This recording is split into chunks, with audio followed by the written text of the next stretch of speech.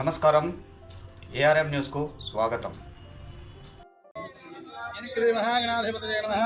యాదేవి సర్వభూతేషు విద్యారూపేణ సంస్థితా నమస్తస్యై నమస్తస్యై నమస్తస్యై నమో నమః.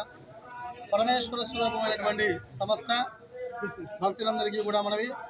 శ్రీ జ్ఞాన సరస్వతి అమ్మవారి యొక్క దేవాలయ ప్రాంగణము టెలిఫోన్ కాలనీ రోడ్ నంబర్ 1 భాగ్యనగరంలో వేంచేసి ఉన్నటువంటి ఉపాలయంలో ఉన్నటువంటి పంచాయతన స్థిత అంబికా సమేత నర్మదా ఓంకారేశ్వర స్వామి వారికి మహాశివరాత్రి మహోత్సవాలు అంగరంగ వైభవోపేతంగా జరుగుతున్నాయి. ఈరోజు ఉదయం నుంచే స్వామివారికి మహాన్యాసపూర్వక ఏకవారాభిషేకం, తదుపరి లఘున్యాసపూర్వక ఏకవారాభిషేకాలు, సాయంత్రం మరలా తిరిగి మహాన్యాసపూర్వక ఏకాదశ నవరసాభిషేకము, దానితో పాటుగా శాంతి కళ్యాణ మహోత్సవము, తదుపరి లింగోద్భవకాల రుద్రాభిషేక కార్యక్రమాలు ఈ యొక్క శివరాత్రిని పురస్కరించుకుని మన దేవాలయంలో జరుగుతున్నాయి.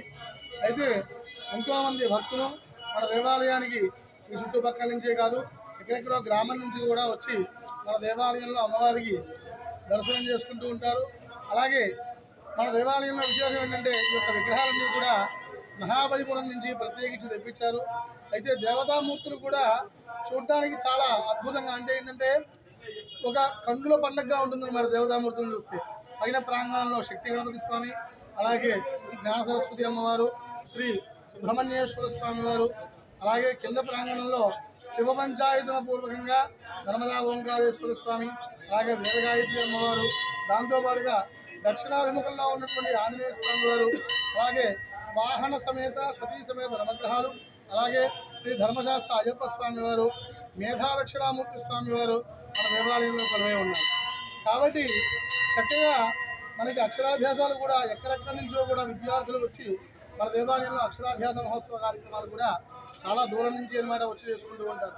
బాసర వెళ్ళలేనటువంటి వారందరూ కూడా ఈ యొక్క భాగ్యనగరంలో ఉన్నటువంటి దేవాలయానికి వచ్చి అక్షరాభ్యాస కార్యక్రమాలు చేసుకుంటారు. అలాగే ఏమిటి అంటే మన దేవాలయంలో అలాగే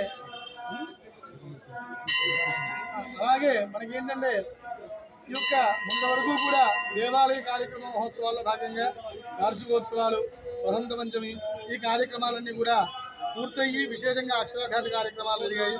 అలాగే ఇప్పుడు మూడం అయిపోతుంది కాబట్టి ఇప్పటి నుంచి కూడా భక్తులు విశేషంగా వస్తారు. కాబట్టి ఈ రోజున శివరాత్రిని పురస్కరించుకున్న మన దేవాలయంలో స్వామివారికి విశేష కార్యక్రమాలు జరుగుతున్నాయి. అలాగే ఇక్కడ చూస్తే మనకి స్వామివారికి మరకత లింగాన్ని తీసుకొచ్చి ఉన్నాము.